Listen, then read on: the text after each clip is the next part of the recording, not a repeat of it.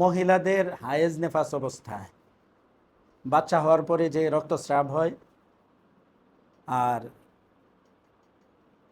মাসিক যেটা হয়, এটা সর্বনিম্ন মাসিক যেটা হয় 3 দিন, 3 দিনের কম যদি হয় তাহলে এটা হায়েজ না, বুঝতে হবে এটা অন্য কোনো অসুস্থতা। ওই অবস্থাতে রোজা নামাজ চলতে থাকবে। নিম্নে 3 দিন, ঊর্ধ্বে 10 দিন।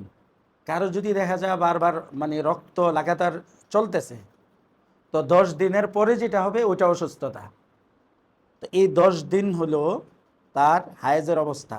কারো যদি নির্ধারিত সময় থাকে, প্রতি মাসে 7 দিন হয় অথবা 5 দিন হয়, এর আগে পরে যেটা 3 দিনের আগে অথবা 5 দিনের পরে যেটা নির্ধারিত, তার যে টাইম আছে টাইমের পরে যেটা, এটা অসুস্থতা।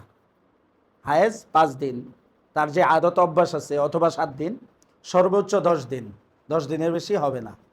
নেফাস নিম্নে কোনো টাইম নেই, বাচ্চা হওয়ার পরে অনেকের রক্ত বন্ধ হয়ে যেতে পারে, সর্বোচ্চ 40 দিন।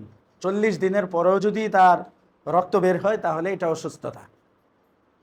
তাহলে কি বোঝা গেল, মহিলাদের হায়েজ হলো 3 দিন থেকে 10 দিন, অথবা তার সর্বদা যে আদত আছে অভ্যাস আছে সেটা। আর নেফাস হলো নিম্নে কোনো টাইম নাই, সর্বোচ্চ 40 দিন। এই হায়েজ নেফাস অবস্থায় নামাজ পরিপূর্ণভাবে মাফ, তার পড়তে হবে না। রোজা রাখতে হবে, রমজানের রোজাগুলো পরবর্তীতে কাজা করতে হবে, কারণ আল্লাহ তাআলা সহজতা চান। তো প্রতি মাসে যদি তার 10 দিন করে রোজা কাজা হয়, আবার বাচ্চা হওয়ার পরে 40 দিন কাজা হয়, তাহলে তার তো অবস্থা খারাপ। কতগুলি নামাজ পড়তে হবে, এই জন্য কষ্টকর হবে, আল্লাহ মাফ করে দিয়েছেন।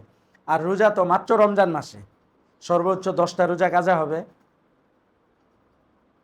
বা নেফাস অবস্থায় 1 মাসের রোজা কাজা হবে। তো 10 দিনের রোজা তো সহজ 11 মাসে রাখা, আর 40 দিনও কি সহজ, 11 মাস লাগিয়ে এসে এই 40টা রোজা কাজা করবে। তো ওই অবস্থাতে নামাজ মাফ, রোজাগুলো কাজা করতে হবে।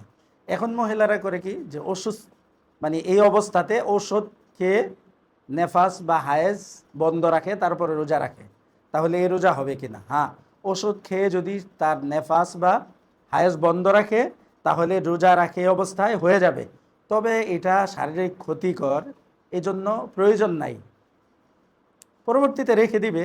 এখন যদি সে 10 দিন রাখতে পারে ওষুধ খেয়ে বন্ধ করে, তো বাকি 11 মাস তো আল্লাহ সুযোগ দিয়ে রাখছেন, এই জন্য এত কষ্ট করার বা শারীরিক ক্ষতি করার প্রয়োজন নাই, পরবর্তীতে রেখে দিবে। আজকে কয়েকটি মাসালাই ছিল। আল্লাহ তাআলা আমাদের রোজা এবং তারাবিহ নামাজগুলি কবুল করে নেক।